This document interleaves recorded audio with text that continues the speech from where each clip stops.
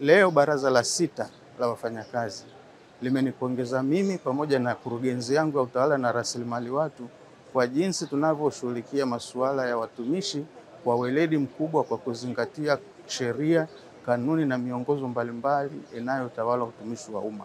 Kweli watumishi wetu tulionao ambao idadi yao kwa siku ya leo ni watumishi 939.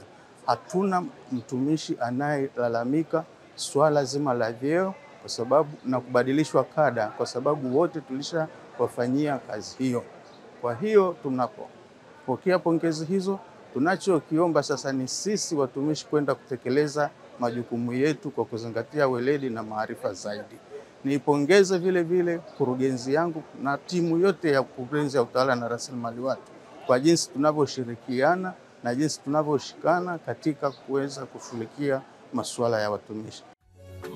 Taasisi ya mifupa Muhimbili, afya yako ni jukumu letu.